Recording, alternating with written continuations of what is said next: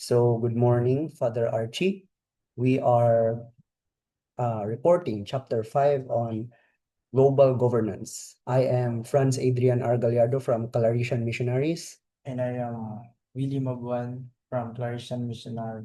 So I will be starting our report from what is global governance. So, of course, let us begin. Now, what is global governance? Global governance refers to the system where countries, international organizations, and other actors cooperate to manage global issues. Since there is no single authority controlling the entire world, nations depends on agreements, rules, and shared responsibilities to maintain order and address common challenges. So typically, global governance is like a system that to govern a certain country, wherein they work together and cooperate on how to efficiently govern a country. Since, as it's stated here, that it does not rely on one leader, but many.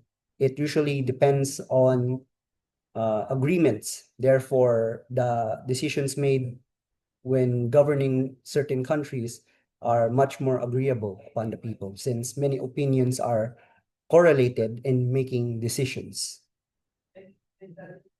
Moving on to the importance of global governance. Now, global governance is important because many modern problems affect multiple countries at the same time.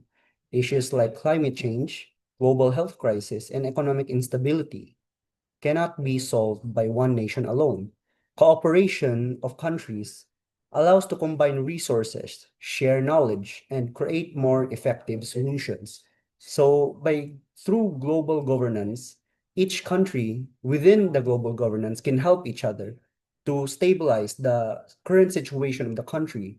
Through helping each other and cooperating with each other, they can seek to solve problems that are hard to solve on their own and make a system to cooperate with each other, thus solving the issue and resolving it much faster with much more options open to them. Next. Now, I present to you the key actors in global governance. There are many actors involved in global governance, including national governments, international organizations, non-government organizations, and multinational corporations. Organizations like the United Nations play a central role by providing space where countries can discuss issues, make agreements, and promote peace. Now, cooperation among these actors helps to improve communication, share resources, create more effective solutions to global challenges, even though their interests may differ. Now, it is the reality that each country may not see eye to eye, but the organizations stated here help these countries to find space to talk, especially the United Nations. Though each country has its own opinions, through proper talking, or negotiating rather, properly with each nation, they can strive to solve for a united solution. It's not only the opinion of one superior head, but rather the opinion of the government as a whole, governing it as a whole, as a team. The opinions stated through the teams is run through proper processing. So it looks at the problem as a whole and not just as a problem that one person can perceive. There is a saying that two heads are better than one. In this sense, multiple heads are better than none, because if a lot of people are offering different perspective to solve a certain problem, that certain problem can be resolved much more efficiently in much more uh, faster compared to if a country were supposedly to solve it on their own. And the key actors in the global governance is what helps these countries to enable this efficiency of solving problems. Now, the role of international organizations. International organizations help guide global governance by setting rules, offering support, and encouraging cooperation. For example, the World Health Organization focuses on global health and response to disease outbreaks, while the World Trade Organization ensures fair trade practices between these countries. These organizations support developing countries by providing financial aid, expertise, and training, while also promoting cooperation through discussion, agreements, and partnership to make global governance more effective. Now, these organizations, as I've said before, help global governance to respond to these issues more efficiently by doing their duty in their own respective line of work. They help a country to function much more efficiently as a whole. The World Health Organization focuses on what it's good at, responding to disease and outbreaks, while the World Trade Organization ensures fair trade practices between countries. So each of the major organizations involved in global governance helps these countries to be stable, to be efficient, to help them to be governed more fairly, and to most likely help the citizens of those nations prosper, because a government should be able to lead their people efficiently, not to their own benefit as leaders, but for the benefit of the citizens. I believe that the current situation here in the Philippines, wherein our government leaders are taking advantage of the people, will most likely lead to the outbreak of numerous disasters that are coming our way. But hopefully, they will find a solution to this, and as human as they are, no, like, have the consciousness of a or dignity of a human being to at least do their job properly as people who were selected to lead our country. Moving on. Now, I present to you the organizations here, World Health Organization and the World Trade Organization and the United Nations. These are just some of the major organizations helping in global governance. As I've said, they help to stabilize, to present a fair way of governing countries within global governance. Each part, each organization strives to do their duty in their own rights, in their own paths, as to not disturb each other and bring balance and prosperity to the country that is being governed through global governance. Now, the goals of global governance. The main goals of global governance include maintaining international peace and security, protecting human rights, promoting economic growth, and solving global issues such as poverty, environmental damage, and inequality. These goals aim to improve the quality of life for people around the world.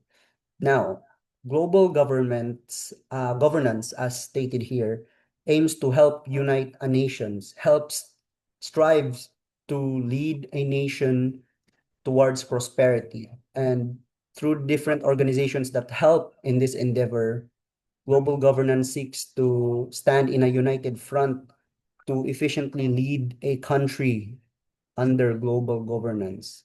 As stated, their main goal is to promote peace, security, protecting human rights, and solving global issues which are gravely affecting the world. So, but I believe there is no perfect system in the world. I do believe global governance has their own lapses, but uh, I believe that the benefits of global governance uh gives more positivity compared to negativity, because all the organizations are properly organized in their own respective duties to promote their own work, thus striving for unity and a better world for the people of the nations that is being led by these people under global governance.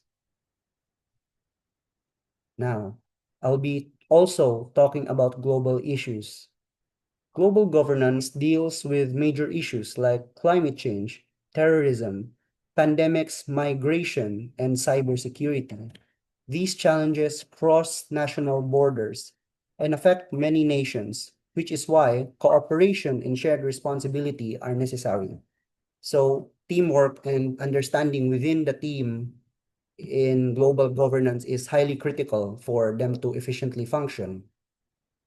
If one were to move on their own recklessly, I believe the system that global governance is made upon will crumble because it is created upon a system wherein multiple organizations work together in order to strive to a common goal of bringing prosperity to its people. Global issues are the main reasons for disturbing life in a certain nation. It causes disturbance, chaos, but through the efforts of people leading nations through global governance, they seek to find solutions more efficient in a efficient way that can more effectively help the peoples of those suffering nations from these kind of global issues. Now, I will be also presenting a political system. But first, what is a political system? A political system is a structure and process through which a country is governed. It defines how leaders are selected, how laws are created, and how authority is exercised. Political systems shape how governments respond to both national and global issues. A political system is practically how a government leads their people. There are multiple types of political systems which I will present to you after this. Uh, as I've said, it's a way how nations lead their people, and uh, it has their own unique way and its own unique traits with their own benefits and negative traits as well. Because as I've said earlier, there's no perfect system or way to lead people. There will always be lapses in the world because nothing in the world is perfect, but I believe we can at least strive to make it a better place. Firstly, democracy. Democracy is a political system where power comes from the people. Citizens participate by voting in elections, expressing their opinions, and holding leaders accountable. Democratic governments often promote freedom, equality, and human rights. Country, perfect example for democracy is us, the Philippines. Us, the people, have the power to vote and choose who our leaders are supposed to be. But sadly, no, the leaders we have chosen for our nations is not doing a good job in leading us, as multiple crises have come upon our country and a lot of issues concerning their leadership is being questioned or questionable. Democracy is practically a system where the people are encouraged to voice out their opinions. They have the freedom, equality, and human rights to choose who they want to vote for their country. So the good side would be like we can decide to choose what kind of person leads our country. It's just that the process, more or less, people are driven to choose people who give the most benefits. They're only good during the preliminary stages, but once they have their position, they will not uphold their promises or their what they intended or what they have said to do for us once they lead us. Next would be authoritarian system. In an authoritarian system, power is concentrated in the hands of one leader or a small group. Citizens usually have limited political freedom and participation. Decisions are often made quickly, but public opinion may not be fully considered. So, in comparison to democracy, authoritarian system focuses on a small group leading the government or a city. And if democracy promotes freedom, the authoritarian system does not.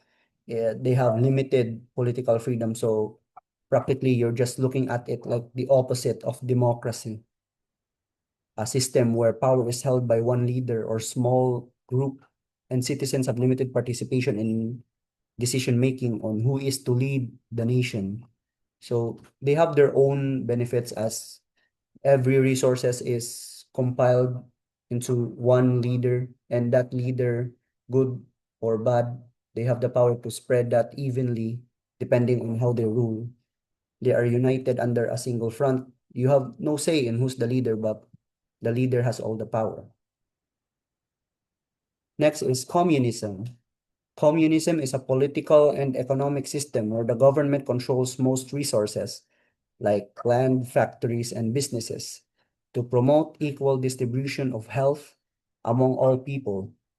It aims to remove social classes so everyone has similar access to goods and opportunities. Private ownership is very limited, and the state makes most economic and political decisions. While it is meant to reduce inequality, critics say it can limit personal freedom and concentrate too much in the government. So communism is wherein a government's military has most of the power and controls over the nation's decisions. And regarding to this, as well, they also have their own good sides. Though they say that it is to lessen inequality and spread resources evenly, as stated here, there are also critics in how it's questionable how the people do not have power as well. But communism is, to some countries, they are highly regarded and they are accepted, most probably because of the history. They are used to communism rule and they saw the benefits and they prefer it. But there will always be people who are choosing freedom to voice out their opinions, because everyone should have the right to voice out their opinions now and who they want to lead. But communism, as stated here, the government focuses more on spreading their resources equally, and they're united under a single leader as well. Now, monarchy. Monarchy is a political system where a king or queen or emperor rules a country, usually through family inheritance. In an absolute monarchy, the ruler has full control, while in a constitutional monarchy, their power is limited by laws and an elected government. It is often represents tradition and national identity. So, one country ruled by monarchy would be the United Kingdom, I believe, if I'm not mistaken. They are ruled under a king or a queen through family inheritance. So if it is absolute monarchy, the rulers have the absolute power and say of any decisions within that nation. But constitutional monarchy must abide by their laws that has been stated by an elected government. So practically, these nations are being ruled by royalty who has been governing them for a long time, and the position has been passed from generation to generation. Socialism. Socialism is a political and economic system where the government manage key services and industries to promote fairness and reduce inequality. It provides basic needs like healthcare and education for everyone, but may also lead to higher taxes and less economic freedom. Socialism is a system where government plays a major role in managing the economy and providing basic services to ensure fairness and reduce inequality. So the main point socialism is trying to make is the equal spread of all resources within a nation to reduce inequality as much as possible, uh, provide basic needs like healthcare, education, and such. Mostly, they promote proper distribution of everything and anything they have, so as to respond to the needs of the people within their nation. Now, relationships between global governance and political system. Political systems influence how countries behave in a global governance. Democracies may emphasize human rights and transparency, while authoritarian governments may focus more on control and stability. These differences can affect how countries negotiate and cooperate. Depending on a country's political system, it also plays a major role in how global governance will work out, because if a country promotes freedom to choose their leader and is in a meeting with a country that focuses more on stability and control, they will have conflicts, of course. But as I've said, all countries have their own ways to handle their government and to rule and guide their own people. But global governance goal is to have a united front as to solve global issues and any other problems that are presented to said nations. The key aspect here of success in global governance would be to have proper communication, the being open-minded to the opinions of other leaders, though it's good to have different perspective on how to solve different problems, because it might it will provide a more efficient way of solving a problem. You cannot just look at a problem in one single direction, but rather having opinions in different directions may help us solve that problem much more easier. Thus, the goal of global governance to promote security and peace among nations.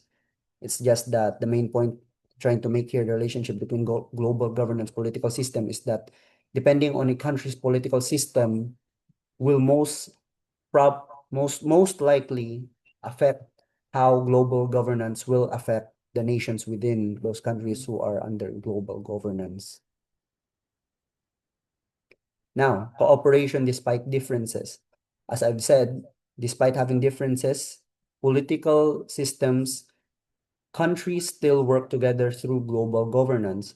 They participate in international organizations, sign agreements, and collaborate on shared goals. This cooperation helps maintain peace and address global changes. As I've said, despite the differences of each country, a government or a leader's main goal should always be to think about the well-being of their people. And through global governance, leaders put aside their differences in the pursuit of making the lives of their people better, despite having their own ideas, their own ideologies, and their own philosophies. They strive to make a difference in their countries, to solve global issues and put aside differences to find a solution that they might not be able to find through their own way of thinking. So that is the main point what I am trying to make here, the cooperation despite differences in political systems. Now, the challenges in global governance. Global governance faces several challenges, including conflicts between countries, differences in political beliefs, and a lack of central authority to enforce rules. Additionally, powerful countries may have more influence than weaker ones, creating inequality in decision making. Though I've I've said again and again, no system is perfect. There will always be a negative side to everything. As in global governance, stronger countries might have more influence compared to smaller ones. If, for example, Russia and the Philippines were in a meeting for cooperation to solve a problem, since Russia is a bigger and more powerful country compared to the Philippines, they would have more influence in the whole meeting or in the decision that is being made, because they are more powerful. And that is the inequality being presented within the global governance, one of its challenges rather. And another one is the differences in political beliefs and lack of central control to enforce the set of rules that is set for global governance, because maybe some countries may not be able to follow said rules due to their own political systems or own personal beliefs. Finally, the conclusion: global governance is essential in today's interconnected world because it helps countries manage shared problems. While political systems may differ, cooperation remains necessary to achieve peace, development, and global stability. Understanding these concepts helps us see the importance of working together as a global community. As our world continues to evolve in the modern era, we cannot solve certain problems on our own. We have to seek the help of from other nations, and global governance makes that possible. Leaders only have to think about the prosperity of their people instead of their own uh, selfish, uh, selfish, selfish needs, so they can strive towards a better decision.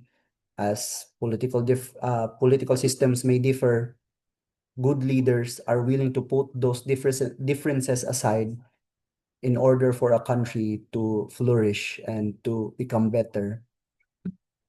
Though not though these countries may have their own differences, they will always help each other in times of need, because no matter how we look at it, when we are in a tight spot, there will always be time when we try to seek the help of others, and that is also applicable here in global governance as well.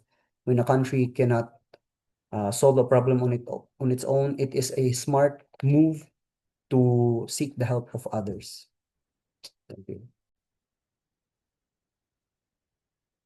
So good morning, everyone. So continued the report of with my companions, brother friends. Now let's move on to political years and geopolitics.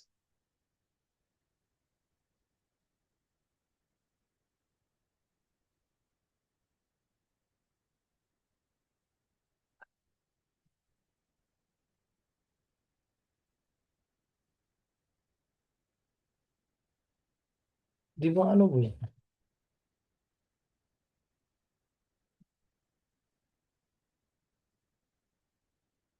Check.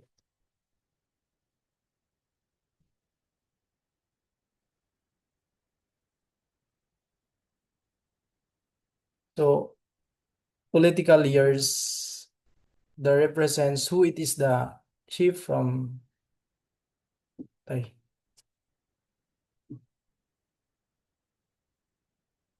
political years represent the who it is the shift from world centered solely on independent nations to stack a system where power and this is distributed across local, national, regional, and global levels. Geopolitics represents that why it is the study of how physical realities like borders, resources, and terrain dictate a nation's in behavior strategic priorities. So um power is political years is describe how power is distributed across different levels, like from the local governments to global institutions. And also, the geopolitics explains how geography, resources, and location influence or countries that there are different, there are many decisions and strategies for them to help the communities or the government. The geopolitics that represents that study of the physical what realities of the people and the needed, especially there are many different resources that they are needed, especially when they are um asking what they want of the nation, the priorities, or else the what they want to have a help. Next, the layered hierarchy of global power. Political power in 2026 is organized in a vertical stack where authority is distributed across different tiers. Nawala, boy. Continue, continue, continue. At the base is local layer, cities and provinces, which supports the national layer, that sovereign state where military and domestic laws reside. Above this, the supranational layer involves nations polling power. Example, the AU, while the global layer consists of internal laws and treatises. Geopolitics is the study how these layers interact, especially how global decisions like climate mandates filter down to reshape local economies. Power is organized into layers that local, national, supranational layers, and global. Each layers has its own role, but they are all connected, meaning there are decisions that made globally can affect all and the local communities or cities. Next, the pillars of global political institutions. Global institutions act as the connective tissue that prevents these layers of power from collapsing into conflict.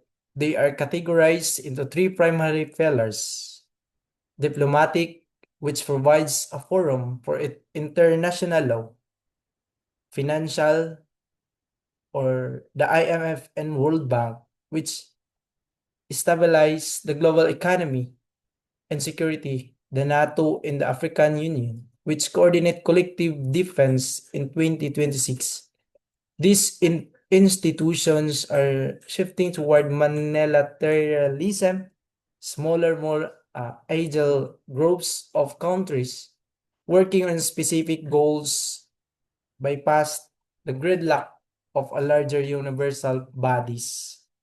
So the pillars of global political institutions are divided into three main pillars, which is the diplomatic, which is the focus. The focus is the communication in international law, and also the financial, which is to ensure that economic stability or the economy, and also the security, which is promotes of peace and defense of cooperation. That there are that pillars is the one that handling what the communities is needed. Just like, for example, the security, they will promote a peace and defense of cooperation in the society. And next, geopolitics in the scramble for resources. Geography remains the ultimate constraint of political power. Geopolitics examines how physical realities, such as mountain ridges, trade choke points, and resources deposits, dictate national strategy. In 2026, the focus has shifted from oil to critical minerals like lithium and cobalt that essential for the green transition. This has elevated the geopolitical status of regions like South America's the Lithium Triangle and Central Africa, forcing global institutions to create new frameworks for resource security, and environmental governance. Geo- so this geopolitics studies how natural resources and geography affects global power, because today critical minerals like um, lithium and cobalt are important because they are used in a modern technology and renewable energy. They are the ones to help the people in the community to give many um, many resources in the environment and the governance. Next, the fragmentation in the future of global order. The current global order is facing a transition from multilateralism, is a one set of rules for all, and multipolarity, competing power centers. This fragmentation is driven by economic nationalism, where nations ignore global trade rules that prioritize domestic industries and friendshoring with trusted allies. As tech giants and AI emerge as non-state actors with influence rivaling countries, the future of governance, defense, and multi-alignment. The ability of states to navigate multiple layers and institutions that simultaneously ensure that survival in fractured world. The global system is shifting toward um, the multipolarity, competing power centers, where multiple countries share power instead of one dominant force, or the countries are forming forming smaller alliances and focusing more on their own national interests. And to continue, these are the basics of global politics. The global political institutions and the complex of hierarchy governance in a 2026 global um, the global political institutions serve as the essential framework for international cooperation, conflict resolution, and the regulations of the world economy. Without a single world governance, these organizations act as the operating system that allows sovereign states to manage issues too large for any one nation to handle alone, such as climate change, trade, and pandemics. Um, these pillars include the diplomatic of judicial functions, economic financial regulation, and security of military cooperation, together help of maintain order stability of global system, which is um the government organized the operating system. It allows the leaders to manage the issues of the large of any one nation to handle alone, such as the climate change and trade and pandemics. Next, the three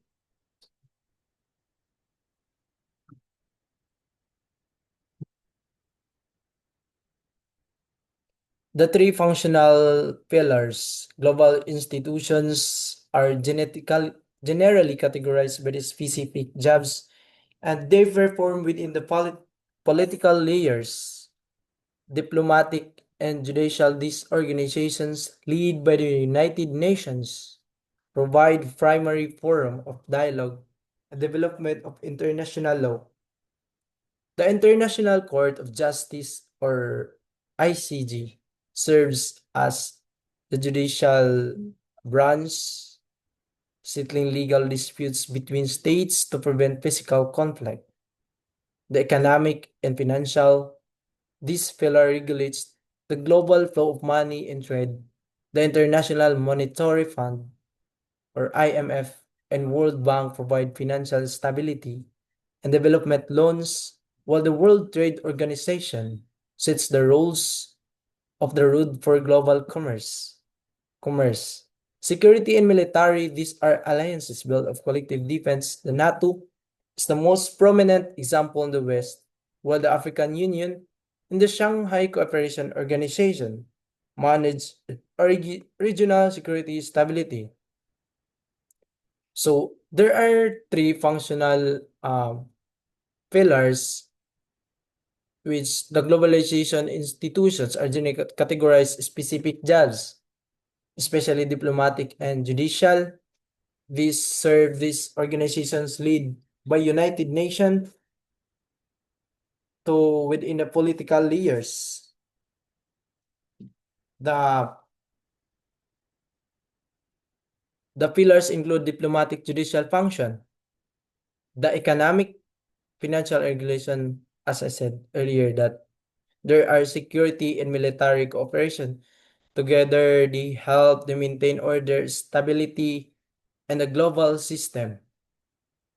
And also, the pillar regulates the economic financial. This pillar regulates the global flow of money and trade, the International Monetary Fund, which the Global World Bank are from they provide financial stability for the government or loans, while the World Trade Organization, they are setting rules, the rules of the road and the economy.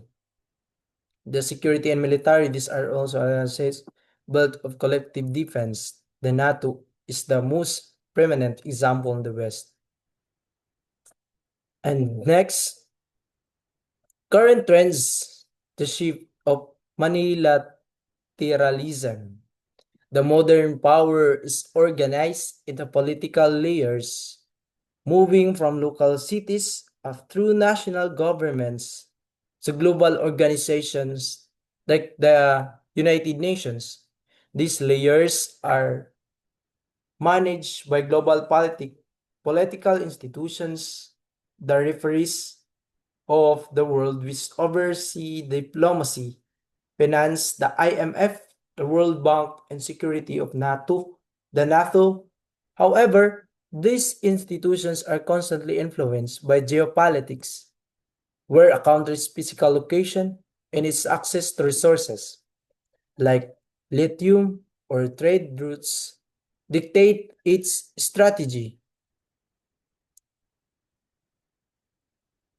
The modern power is they are organized the political layers. They are moving in the different countries or different local cities through the governments,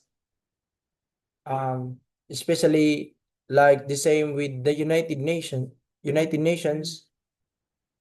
Also, the layers are managed of political institutions, the referees, or the world which oversees of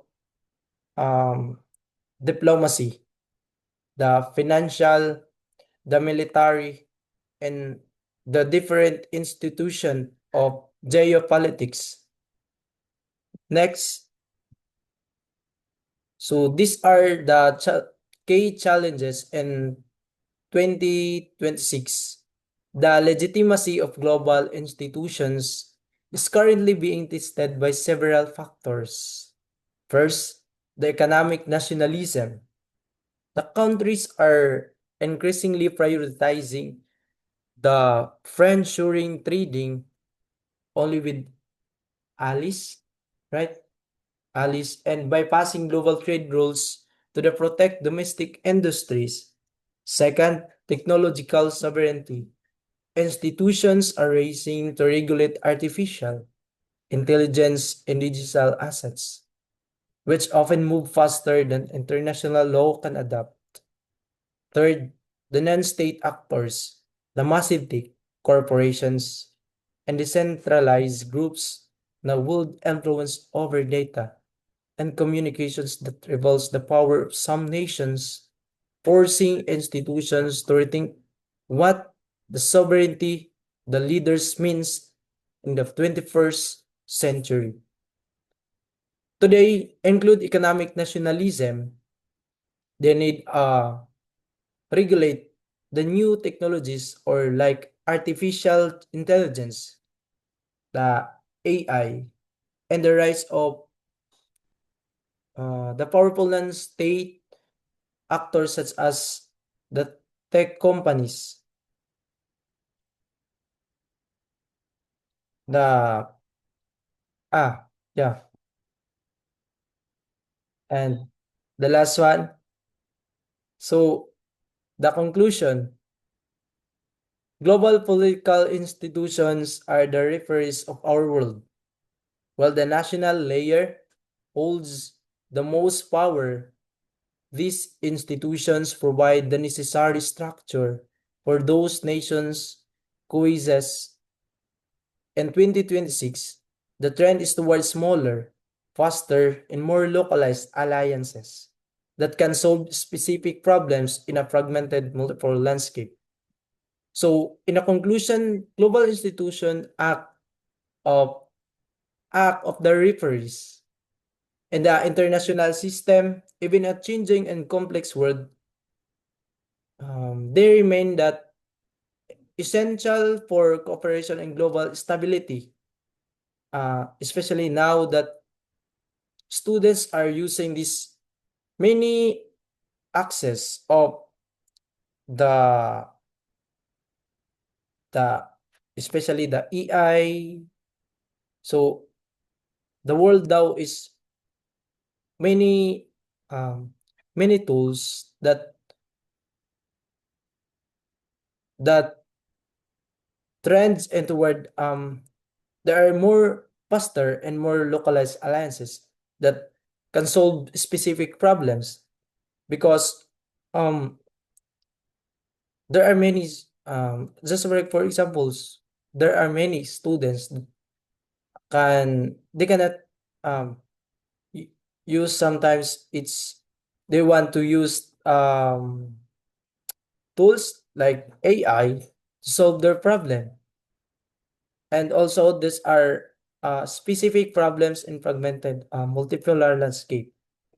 So this is the global political institutions or the referees of our world, which is the global politics is the one of the important and the society in the community. And now this is our report from group Group 5, Chapter 5. from chapter 5.